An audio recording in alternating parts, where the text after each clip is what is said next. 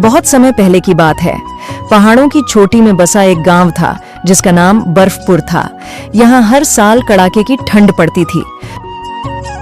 अरे बाप रे बाप, आज तो जबरदस्त ठंड पड़ रही है। ये ठंड तो दिन ब दिन बढ़ती ही जा रही है। भाई, कहीं हम इस बर्फ में जम ही न जाए। ऐसा लग रहा है जैसे सर्दी इस बार सारे रिकॉर्ड तोड़कर ही मानेगी। हाँ भाई, तुम बिल्कुल सही कह रहे हो। इतनी ठंड लग रही है कि रजाई से बाहर निकलने का मन ही नहीं करता। बस दिल करता है कि पूरा दिन गर्मा गर्म चाय पीते रहें और कहीं जाने की जरूरत ही न पड़े। उसी गांव के एक कोने में एक टूटी फूटी झोपड़ी थी जहां रमेश अपने परिवार के साथ रहता था। रमेश एक गरीब मजदूर था जो अपनी पत्नी सुनीता और 2 छोटी बेटियों पूजा और राधा के साथ शहर के एक कोने में बनी झुग्गी में रहता था। वह दिन भर मेहनत मजदूरी करता था और जो थोड़ा बहुत कमाता था उसी से घर का गुजारा चलता था। ठंड का मौसम आ चुका था और इस बार सर्दी कुछ ज्यादा ही तेज थी। लेकिन रमेश के पास इतने पैसे नहीं थे कि वह अपने परिवार के लिए गर्म कपड़े या रजाई खरीद सके। रात का वक्त था, बाहर ठंडी हवा चल रही थी और उनकी झुग्गी के अंदर भी ठंड का असर महसूस हो रहा था। उनके पास सिर्फ एक पतली सी चादर थी जिसे सुनीता ने अपनी बेटियों पर डाल दिया था। रमेश और सुनीता ठंड में सिकुड़ते हुए बैठे थे। सुनीता ने एक पुरानी साड़ी ओढ़ रखी थी, लेकिन वह ठंड से बचने के लिए काफी नहीं थी। सुनीता ने धीरे से कहा, सुनते हो, अगर हमारे पास और रजाई होती तो कितना अच्छा होता ना, फिर हमें इतनी ठंड नहीं लगती। इस वक्त मुझे इतनी ठंड लग रही है कि तुम सोच भी नहीं सकते, और मैं ये भी जानती हूँ कि तुम्हें भी ठंड लग रही होगी, बस तुम बोल नहीं रहे। काश हमारे पास रजाई न सही लेकिन कुछ लकड़ियाँ ही होती तो हम उन्हें जलाकर थोड़ी गर्मी ले लेते। कम से कम बच्चों को भी थोड़ी राहत मिल जाती और ये सर्द रात इतनी मुश्किल न लगती। सुनीता, तुम ऐसा मत बोलो, वरना मैं भी हिम्मत हार जाऊंगा। तुम चिंता मत करो, मैं अभी जाता हूँ और घर के लिए कुछ लकड़ियाँ लेकर आता हूँ। फिर हम अपनी झोपड़ी को थोड़ा गर्म कर पाएंगे और बच्चों को भी थोड़ी राहत मिलेगी। रात के अंधेरे में रमेश अपने पुराने जूते पहने कांपते हुए बाहर निकला। गलियां सुनसान थीं, लोग अपने गर्म घरों में दुबके हुए थे, लेकिन रमेश को अपने परिवार की चिंता थी। भाई, अगर तुम्हारे घर में कुछ फालतू लकड़ियां हो तो मुझे थोड़ी दे देना। मेरी बीवी और बच्चे ठंड में तड़प रहे हैं। हमारी छोटी सी झोपड़ी इतनी कमजोर है कि अंदर तक ठंडी हवा आ जाती है। कृपा करके मेरी थोड़ी मदद करो। अरे भाई, मेरे पास कोई फालतू लकड़ियां नहीं है। जो भी है वो मेरे अपने घर के लिए ही हैं। तुम्हें हर बार मदद चाहिए होती है, लेकिन मैं हर बार नहीं दे सकता। जाओ, जाकर इस बार कहीं और भीख मांगो, मैं तुम्हारी कोई मदद नहीं कर सकता।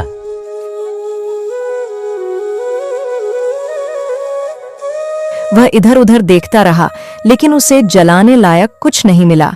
अचानक उसे एक दुकान के बाहर कुछ पुराने गत्ते पड़े दिखे। अरे वाह, ये तो गट्टे हैं। चलो, कोई बात नहीं, अगर लकड़ी नहीं मिली तो इन्हीं को उठाकर घर ले जाता हूँ और फिर सुनीता से कहूंगा कि इसे ही जला लो, कम से कम थोड़ी राहत तो मिलेगी। चलो, अब इन्हें लेकर घर चलता हूँ। उसने जल्दी से वे गत्ते उठाए और अपनी झुग्गी की तरफ चल दिया। घर पहुंचकर उसने गत्तों को जलाया और थोड़ी सी गर्मी उनके छोटे से घर में फैल गई। अरे वाह रमेश, सिर्फ इतने से कागज जलाने से ही झोपड़ी में कितनी ज्यादा गर्मी हो गई। मुझे तो बहुत अच्छा लग रहा है, वरना कब से ठंड से कांप रहे थे।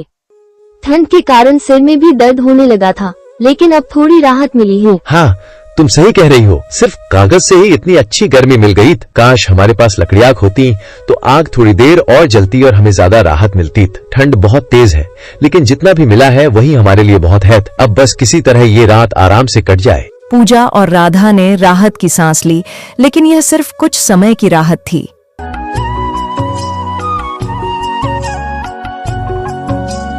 अगली सुबह जब रमेश काम पर गया तो उसने देखा कि बहुत से मजदूरों को ठंड के कारण काम नहीं मिल रहा था।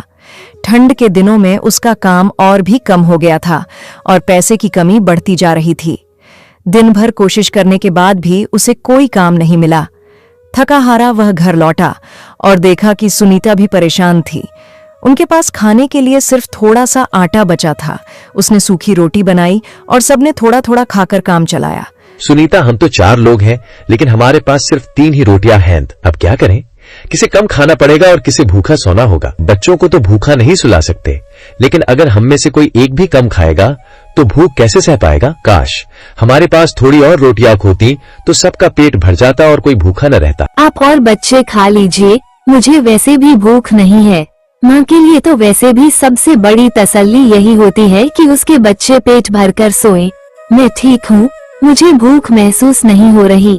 अगर जरूरत पड़ी तो मैं पानी पीकर सो जाऊंगी। आपके और बच्चों के पेट में कुछ जाएगा तो आप सबकी तबीयत भी ठीक रहेगी। मेरी चिंता मत कीजिए, बस आप लोग खाना खा लीजिए।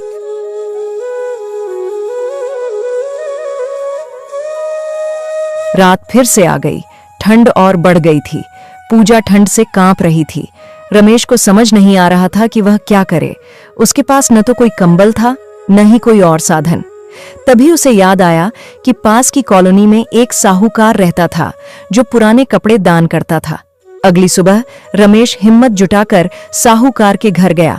उसने झिझकते हुए कहा, साहब, क्या आपके पास कोई पुराना कंबल या रजाई है? अगर है तो कृपया जल्दी दे दीजिए। मेरे घर में सिर्फ एक ही रजाई है जिसे मैं अपने बच्चों को उड़ा देता हूँ, मगर खुद ठंड से कांपता रहता हूँ, इसलिए मैं आपसे मदद मांगने आया हूँ। अगर आपके पास कोई पुरानी चादर या कंबल भी हो तो कृपया मुझे दे दीजिए। चाहे वो फटी हुई ही क्यों न हो, किसी तरह ठंड से बचने के काम आ जाएगी। साहूकार ने उसे ऊपर से नीचे तक देखा और फिर कहा, भाई, तुम्हारी हालत सुनकर दिल दुख गया। ठंड सच में बहुत कड़ाके की पड़ रही है और बिना गर्म कपड़ों के रहना बहुत मुश्किल है। रुको, मैं देखता हूँ। मेरे पास एक पुराना कंबल और एक चादर रखी है, शायद तुम्हारे काम आ जाए। ये फटी पुरानी सही, लेकिन ठंड से कुछ तो राहत मिलेगी। और हाफ, अगर जरूरत हो तो बेहिचक फिर आ जाना, जितना बन पड़ेगा मदद करूंगा। कुछ देर बाद वह अंदर से एक पुराना लेकिन गर्म स्वेटर और एक पतली रजाई लेकर आया। रमेश की आंखों में आंसू आ गए। उसने हाथ जोड़कर धन्यवाद कहा और जल्दी से घर की ओर भागा। जब वह घर पहुंचा तो सुनीता ने उसे देखते ही पूछा, क्या मिला? रमेश ने मुस्कुराते हुए स्वेटर और रजाई दिखाए। सुनीता ने तुरंत रजाई पूजा और राधा को ओढ़ा दी। छोटी बच्चियों ने राहत की सांस ली और रमेश को ऐसा लगा जैसे उसने दुनिया की सबसे बड़ी दौलत हासिल कर ली हो। लेकिन रमेश अब भी चिंतित था। यह सिर्फ कुछ दिनों की राहत थी, स्थायी समाधान नहीं। उसे कोई काम ढूंढना था जिससे वह रोज की जरूरतें पूरी कर सके। उसी शाम जब वह काम की तलाश में निकला तो उसकी मुलाकात शर्मा जी नाम के एक दुकानदार से हुई। शर्मा जी ने देखा कि रमेश ठंड से कांप रहा है और परेशान भी लग रहा है। क्या हुआ रमेश, आज काम पर नहीं गए? साहब, काम ही नहीं मिल रहा। ठंड के कारण मजदूरी भी कम हो गई है। सुबह से कई जगह गया, लेकिन सबने मना कर दिया। घर में राशन भी खत्म होने वाला है। समझ नहीं आता क्या करूं। बच्चियां ठंड में कांप रही हैं और मैं उनके लिए कुछ नहीं कर पा रहा। अगर ऐसे ही रहा तो पता नहीं हम ये सर्दी कैसे काटेंगे। देखो रमेश, मेरी दुकान पर थोड़ा काम है। अगर तुम चाहो तो मेरी मदद कर सकते हो। काम आसान नहीं होगा, लेकिन तुम्हें कुछ पैसे और खाना जरूर मिल जाएगा। कम से कम इससे तुम्हारे घर का चूल्हा तो जलेगा और ठंड में थोड़ी राहत मिलेगी। तुम मेहनती आदमी हो और मुझे ऐसे लोगों की ही जरूरत होती है। सच में साहब, अगर ऐसा हो जाए तो मेरा परिवार भूखा नहीं सोएगा। मैं कोई भी मेहनत करने को तैयार हूँ, बस मुझे मौका दीजिए। मैं सुबह से रात तक जितना कहेंगे उतना काम करूंगा। बस इतना चाहूंगा कि मेरे बच्चों को 2 वक्त की रोटी और ठंड से बचने के लिए कुछ मिल जाए। उस दिन रमेश पहली बार राहत की सांस लेकर घर लौटा। अब उसके पास एक उम्मीद थी, एक रास्ता था जिससे वह अपने परिवार को बचा सकता था। उसने सुनीता को सब बताया। कुछ दिनों बाद जब रमेश की कमाई थोड़ी ठीक होने लगी तो उसने एक गरीब आदमी को ठंड में ठिठुरते देखा। क्या हुआ भाई, तुम बाहर क्यों बैठे हो? इतनी सर्दी में यहाँ बैठना तुम्हारे लिए ठीक नहीं है। क्या बताऊं भाई, ठंड ने बेहाल कर दिया है। न घर है न सहारा, बस ये फुटपाथ बचा है। भूख से जान निकल रही है, बदन भी जम गया है। कहाँ जाऊं? कोई नहीं जो मेरा अपना है। कभी मैं भी कमाता था, खुशहाल जीवन था मेरा, पर वक्त बदला, सब छिन गया। उसकी आंखों के सामने अपने बीते दिन आ गए। बिना कुछ सोचे उसने अपने पास का एक पुराना स्वेटर उस आदमी को दे दिया। सुनीता ने उसे देखकर मुस्कुराते हुए कहा, अभी हमारे पास भी ज्यादा कुछ नहीं है, लेकिन तुमने फिर भी किसी की मदद की, यही असली अमीरी होती है। रमेश ने सिर हिलाया और अपनी बेटियों को गले से लगा लिया। अब ठंड उन्हें डरा नहीं रही थी, क्योंकि उनके पास एक दूसरे का साथ था और सबसे बढ़कर एक नई उम्मीद थी। रमेश, मैंने कहा था ना कि एक दिन हमारी हालत भी ठीक होगी। इसीलिए कहते हैं कि कभी भी हार नहीं माननी चाहिए। मुश्किलें आती हैं, लेकिन अगर इंसान हिम्मत और मेहनत से डटा रहे तो हालात जरूर बदलते हैं। आज जो तकलीफें थी वे पीछे छूट गई सुना, और हम आगे बढ़ गए, बस क्योंकि हर अंधेरे के बाद उजाला जरूर आता है। अब बस धीरे धीरे हमारी बेटियां भी बड़ी हो जाएंगी और उसके बाद हम इनकी शादी भी कर देंगे। मगर रमेश, मुझे इस बात का दुख है कि हमारा कोई बेटा नहीं है, क्योंकि इनकी शादी के बाद हम दोनों बिल्कुल अकेले रह जाएंगे। अरे सुनीता, ऐसा क्यों कह रही हो? क्या हुआ अगर हमारा कोई बेटा नहीं है? मुझे तो मेरी दोनों बेटियां किसी बेटे से भी बढ़कर लगती हैं। मैं तो बस यही दुआ करता हूँ कि उनका नसीब बहुत अच्छा हो, वे हमेशा खुश रहें और अपनी जिंदगी में आगे बढ़ें। हाँ, ये सच है कि उनकी शादी के बाद हम दोनों अकेले रह जाएंगे, लेकिन इसका मतलब ये नहीं कि हमारी जिंदगी में कोई खुशी नहीं होगी। हम एक दूसरे के लिए ही काफी हैं। रमेश की मेहनत रंग लाने लगी थी। वह रोज ईमानदारी से काम करता और अपनी पूरी ताकत लगा देता। धीरे धीरे उसका काम सुधरने लगा और शर्मा जी भी उसकी मेहनत से बहुत खुश थे। एक दिन जब रमेश दुकान पहुंचा तो शर्मा जी ने मुस्कुराते हुए कहा, अरे रमेश, तुम तो कमाल कर रहे हो। दुकान की सफाई हो या ग्राहक संभालना, सब कुछ बहुत बढ़िया कर रहे हो। रमेश बोला, साहब, बस अपनी पूरी कोशिश कर रहा हूं। आपने भरोसा किया, यही बहुत बड़ी बात है मेरे लिए। शर्मा जी ने उसे एक नया स्वेटर दिया और कहा, ये लो, ठंड बहुत ज्यादा है, इसे पहन लेना। और हाँ, आज तुम्हारी मेहनत के लिए थोड़ा ज्यादा पैसे भी मिलेंगे। रमेश की आंखों में खुशी थी। अब उसकी जिंदगी थोड़ी सुधर रही थी। पैसे लेकर वह घर की ओर चला। सोच रहा था कि आज वह अपने परिवार के लिए कुछ अच्छा खाना ले जाएगा। रास्ते में उसने एक बूढ़ी औरत को सड़क किनारे ठंड में कांपते देखा। वह कमजोर और भूखी लग रही थी। रमेश उसके पास गया और पूछा, अम्मा, आप यहां अकेले क्यों बैठी हैं? बूढ़ी औरत ने कमजोर आवाज में कहा, बेटा, कोई नहीं है मेरा। कई दिनों से सही से खाना भी नहीं खाया, ठंड भी बहुत लग रही है। रमेश ने बिना सोचे अपने थैले से कुछ रोटियां और सब्जी निकाली और बूढ़ी औरत के हाथ में दे दी। अम्मा, इसे खा लीजिए, इससे थोड़ी ताकत आएगी, उसने प्यार से कहा। बूढ़ी औरत की आंखों में आंसू आ गए। उसने कांपते हाथों से खाना लिया और धीरे धीरे खाने लगी। भावनाओं से भरी आवाज में बोली, बेटा, तुम्हारे जैसे लोग ही इस दुनिया को रहने लायक बनाते हैं। जो खुद तकलीफ सहकर भी दूसरों के लिए हाथ बढ़ाए, वही असली इंसान होता है। तुम्हारी राहें हमेशा रोशनी से भरी रहें। तुम्हारे घर में कभी अंधेरा न आए, तुम्हारी झोली कभी खाली न हो और तुम्हें कभी किसी चीज की कमी न हो।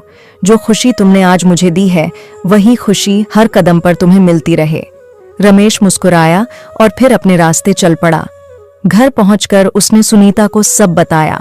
सुनीता भी मुस्कुराई और बोली, अभी हमारे पास भी ज्यादा कुछ नहीं है, लेकिन तुमने फिर भी किसी की मदद की, यही असली अमीरी होती है। रात हो चुकी थी, लेकिन रमेश के दिल को आज अजीब सी शांति महसूस हो रही थी।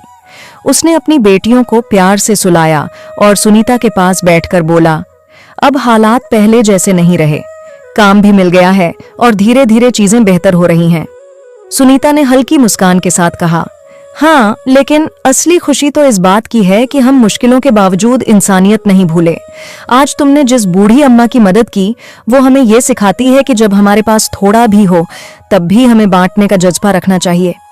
रमेश ने सिर हिलाया और कहा, मैं चाहता हूं कि हमारी बेटियां भी यही सीखें। मेहनत करो, ईमानदारी रखो और जब भी मौका मिले जरूरतमंद की मदद करो। कुछ ही दिनों में रमेश की मेहनत और भी रंग लाने लगी। शर्मा जी ने उसे दुकान की जिम्मेदारी बढ़ाकर दी और उसकी मजदूरी भी पहले से ज्यादा कर दी। अब रमेश कुछ पैसे बचाने भी लगा था। एक दिन उसने सोचा कि क्यों न अपनी झोपड़ी को थोड़ा ठीक करवाया जाए, ताकि उसकी बेटियां ठंड में कम से कम चैन से सो सकें। रमेश ने कुछ लकड़ियां और टिन की चादरें खरीदी और खुद ही अपनी झोपड़ी की मरम्मत करने लगा।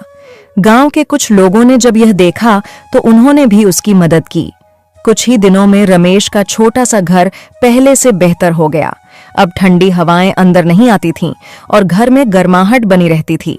सीख, ये कहानी हमें सिखाती है कि कठिनाइयां चाहे कितनी भी बड़ी क्यों न हो, उम्मीद और हिम्मत से उनका सामना किया जा सकता है। रमेश और उसका परिवार मुश्किल हालातों में भी एक दूसरे का सहारा बना रहा। अगर आप लोगों को ये कहानी पसंद आई तो रमेश और उसके परिवार के लिए वीडियो को लाइक करें और चैनल को सब्सक्राइब करें।